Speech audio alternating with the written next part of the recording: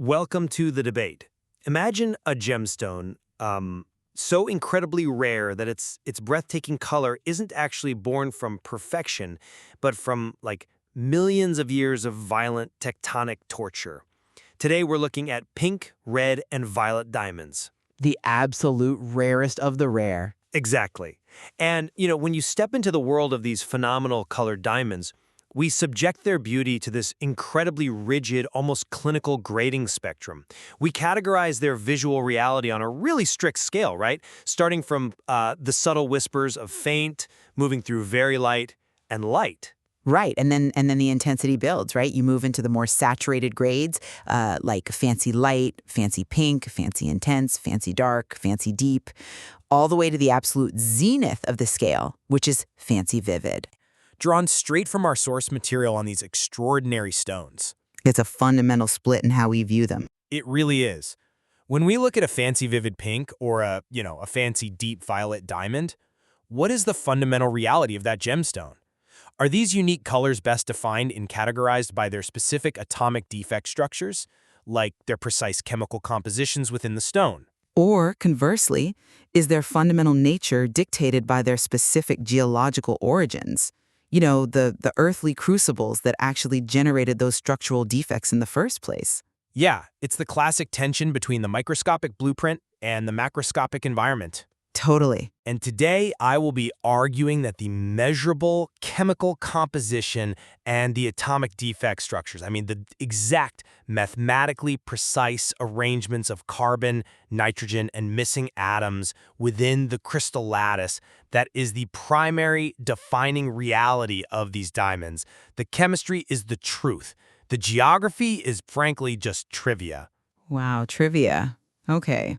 Well, I will be arguing that you cannot divorce the atomic blueprint from the forge that created it. Origin typologies, whether we are talking about a specific Argyle type or a Siberian type, they provide the necessary overarching framework. But they don't dictate the physics. They do, though. The origin dictates the specific complex defect structures. You simply cannot fully understand the symptom without understanding the cause. Well, let's lay out our positions and get right into the mechanics of this. Because to my mind, to truly understand a pink, red, or violet diamond, you absolutely must look at the specific defect centers. Sure, but The beauty we see on that grading scale, from faint all the way up to fancy vivid, it is entirely dictated by structural realities. We're talking about things like type AAA, known as A centers, and type IAA, known as B centers. These are exact, quantifiable chemical realities. okay, but those names, A centers and B centers, they can sound a bit abstract to someone not staring into a microscope. Right, so let's visualize it. Think of a pure carbon lattice like a giant, perfectly synchronized symphony orchestra, okay? If every single musician is playing their carbon instrument perfectly in a repeating 3D grid, the sound is entirely clear and transparent. You just have a flawless, colorless diamond. Exactly, colorless. But if you swap out just one violinist for a nitrogen atom, and perhaps remove a cellist entirely, which, in physics we call a vacancy, the acoustics of the entire room changes. Right. That microscopic change in the arrangement is exactly what catches the light and throws back a pink hue to our eyes. When you look at an A center, you are looking at specific atomic arrangements. You have a lattice where nitrogen atoms have substituted in, giving us these specific atomic configurations. Which we should know is a profound alteration of the pure carbon lattice. It's a structural failure, essentially. Well, it is the only thing that matters. And as you move to type IAB, the B centers, the geometry becomes even more specific. You see structures that feature clusters of nitrogen atoms, or the really fascinating structure where you have nitrogen, an empty space, a vacancy, and another nitrogen. The NVN structure, yeah. Exactly. These exact structural anomalies, they create the reality of the gemstone. Color is simply a chemical defect. It's a physical property to be categorized by science, not by geography. As we see in Dr. Magana's detailed coverage on color treatment, which we'll definitely dig into later, the fact that we can physically manipulate these properties in a lab proves they're the definitive scientific baseline. I hear your focus on the atomic level. I really do. But I believe reducing these diamonds to mere structural equations ignores the causal reality of their creation. How so? The equation is the literal diamond. Yes, the lattice has clusters of nitrogen and missing atoms, but why? I argue that typologies like the Argyle type or the Siberian type are the master variables here. The origin dictates the structural blueprint, not the other way around. But the blueprint is what actually interacts with light. The eye doesn't see a map of Siberia. I come at it from a different way. You're asking who is sitting in what chair in your orchestra analogy, but I am asking why the cellist is missing in the first place. Because nature is chaotic? No, because that orchestra didn't just decide to violently rearrange itself on a whim. You cannot have a fancy, vivid Argyle stone without the unique, catastrophic geological history that forged its specific vacancy and nitrogen combinations. I mean, sure, it's a dramatic backstory. It's not just backstory. The Earth's mantle is not a uniform, sterile laboratory. When we look at the highly complex defect combinations, like clusters involving multiple missing atoms paired with nitrogen and highly specific geometries, these are inextricably linked to specific origins. Are they, though? Absolutely. An Argyle type or a Type 2A diamond possesses these incredibly complex, localized structural phenomena strictly because of where and how they were born. The origin is the architect. The chemical structure is merely the building left behind. Okay, I see why you think that, but let me give you a different perspective. When we actually measure these stones, when we put that quote-unquote building under a spectroscope, the machine doesn't see the tectonic plates of Australia. Well, obviously it doesn't see a map. It only sees the structural math. Let's look at that math for a second. We rely on precise markers to understand a diamond's behavior, like the N3 center or the H3 center, paired with a 550 nanometer absorption band. Right, those bands are certainly what graders use to identify the direct cause of the color. Exactly. And for those of us trying to visualize what a 550 nanometer absorption band actually does, it means the atomic defect is literally acting like a sponge for specific wavelengths of light. Right, swallowing the colors we don't see. Exactly. When white light enters the diamond, that specific cluster of nitrogen and vacancies absorbs the yellow and green light, which sits right at 550 nanometers on the spectrum.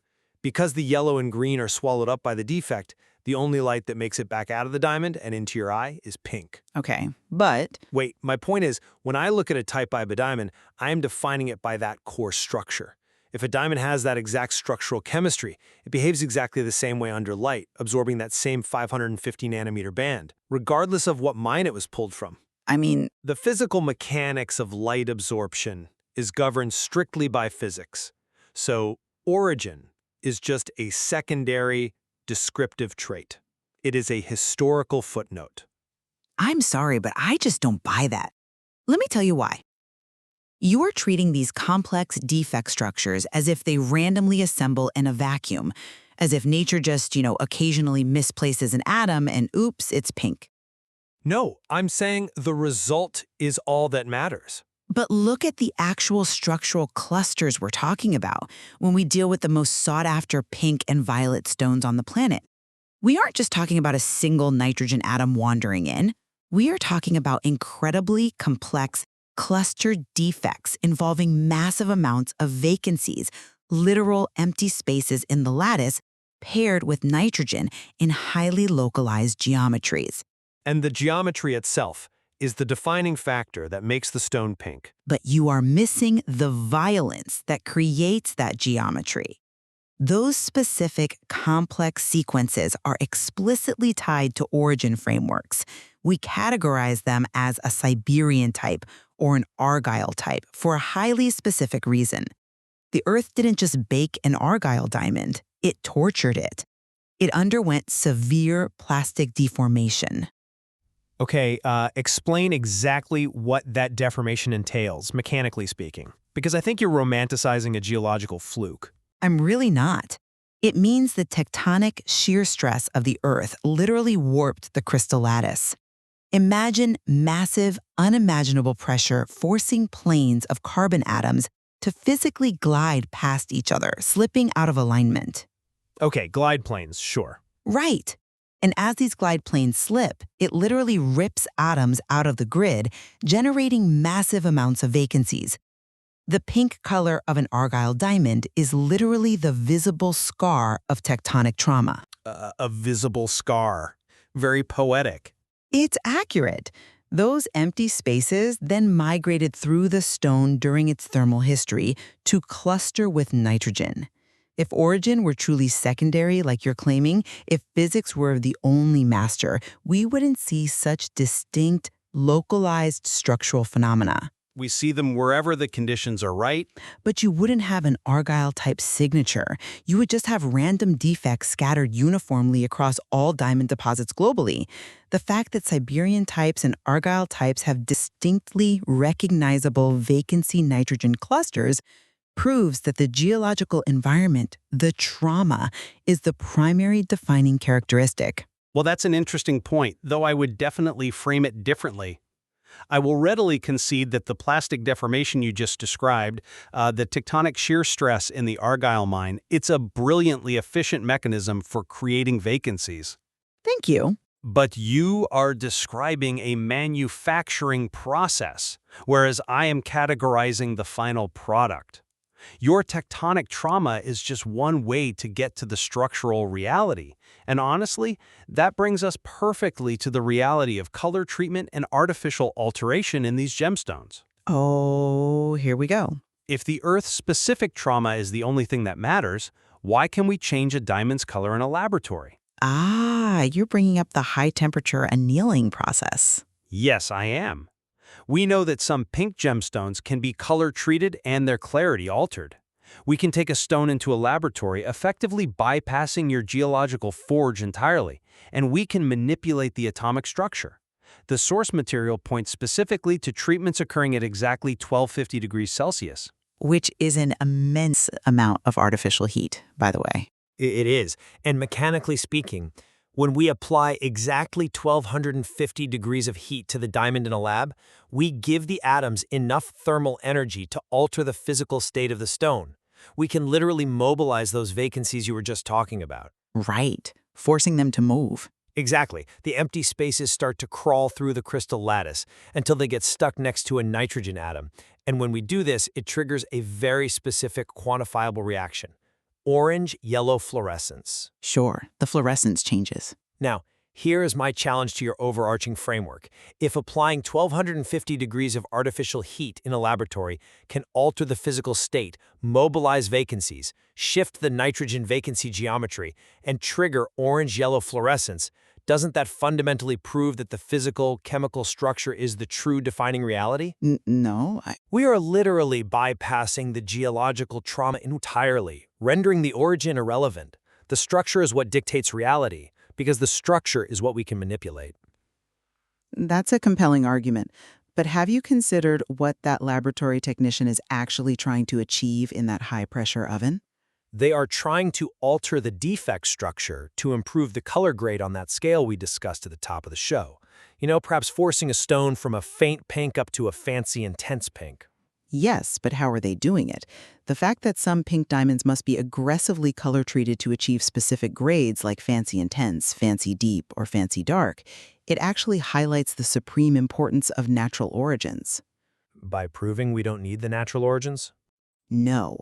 When a technician applies 1250 degrees of heat to mobilize vacancies and alter those nitrogen structures, they are not inventing a new reality out of thin air. They are artificially mimicking the unique geological origin of the world's finest stones. They are manipulating the chemistry using thermodynamics. It's just math and heat. They are playing Earth. The natural phenomena of an Argyle type or a Siberian type produce these colors organically, precisely because the Earth provided the extreme heat, the tectonic shear stress, and the pressure over millions of years. Artificial treatment at 1250 degrees is merely a desperate human attempt to emulate the specific Siberian thermal history or the Argyle tectonic stress in a fraction of the time. Emulate is a strong word. It's what they're doing. As our source notes, Dr. Magana covers this exact color treatment in her detailed research.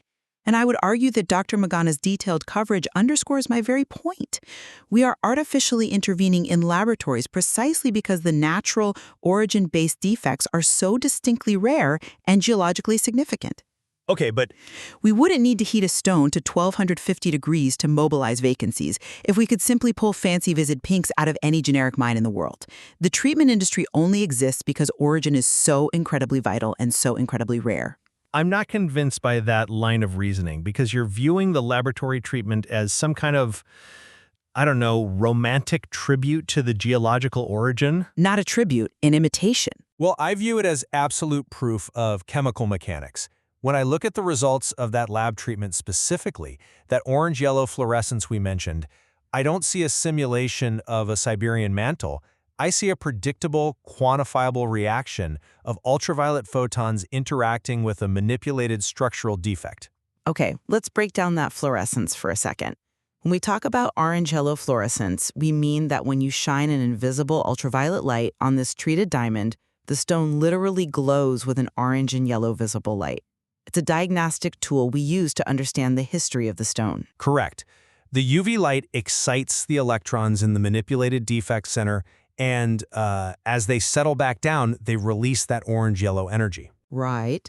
And whether that specific electron history happened 2 billion years ago deep in the Earth's crust, or last week in a high-pressure, high-temperature lab oven, it is a record of an environment. The diamond is essentially a physical recording device. You are reading the tape, which is the chemical structure. But I am arguing that the importance lies in the specific, violent event that was recorded on that tape. That is a brilliant analogy, but let me turn it back on you. If the tape sounds exactly the same regardless of who recorded it, the origin of the recording loses its scientific primacy. Does it, though? Yes! If a Type 2A diamond or a low Type IB diamond exhibits a specific fancy pink color due to an H3 center paired with a 550 nanometer absorption band, the optical reality for the viewer, for the grader, and for the physicist is identical. Right, optically, sure. The physics of how the diamond swallows green light and reflects pink light does not care if the vacancies were mobilized by tectonic trauma or by a 1250-degree lab oven. The structure is the final arbiter of truth. I suppose this ultimately comes down to how we define the fundamental truth of a gemstone, you know? Is the truth simply what we can measure in a spectroscope in the present moment? Or is the truth the continuous causal chain of history that brought it into existence? Which brings us nicely to our conclusion. Today, we've unpacked the profound scientific and geological complexities behind pink, red, and violet diamonds. I have maintained that the fundamental truth of these gemstones lies in their specific, treatable atomic defects. A very clinical view. But a true one. Whether it is the A centers, the B centers, or the precise structural clusters of nitrogen and vacancies acting as microscopic sponges for light, the structural chemistry is the primary defining reality. It's the tangible blueprint that dictates everything from a light pink grade all the way to a fancy vivid grade. And I have maintained that these chemical blueprints are completely downstream of geological reality. Classifications like Argyle types, Siberian types, or Type 2A and low Type IB origin frameworks are absolutely essential. They explain why these complex structural defects, these visible scars of tectonic trauma and thermal history, exist in the first place. Origin is the master variable that sets the stage for the chemistry. Well, despite our different philosophical frameworks, we certainly have strong points of convergence. We both completely agree on the factual mechanisms at play here. Oh, absolutely. We agree that the breathtaking colors in these gemstones are undeniably caused by structural defects, missing atoms, and nitrogen clusters within the carbon lattice. Yes, we both agree on the structural math, even if we disagree on its primacy. And we also agree on the mechanics of artificial alteration, treatments, specifically the 1250-degree annealing process that can mobilize these atomic vacancies and generate that distinct orange-yellow fluorescence. They interact directly with these specific chemical compositions, exactly as Dr. Magana details in her research. Exactly. It seems that truly appreciating a fancy vivid pink diamond requires a dual lens. You need the atomic science to understand the precise physics of how a cluster of missing atoms can trap yellow light and reflect back a breathtaking pink. But you also need the geological context to appreciate the incredibly rare, violent origin story that forced those microscopic atoms into that precise configuration. It really is the marriage of the microscopic and the magnificent. You just can't have the full picture of a colored diamond without holding both of those realities in your mind simultaneously. We invite you, the listener, to consider which framework you find more compelling the next time you look at one of these remarkable stones. We highly suggest exploring Dr. Magana's detailed coverage on color treatments to deepen your understanding of how these chemical structures can be mobilized and manipulated. There's always more beneath the surface to explore, especially when the surface is as beautiful as a red or violet diamond. Indeed. So the next time you see a colored diamond, remember that incredibly strict visual spectrum, that journey from faint to fancy vivid. Are you looking at a perfect chemical equation of carbon and nitrogen capturing light, or are you looking at a microscopic piece of a violently beautiful geological history? We'll leave you to ponder that.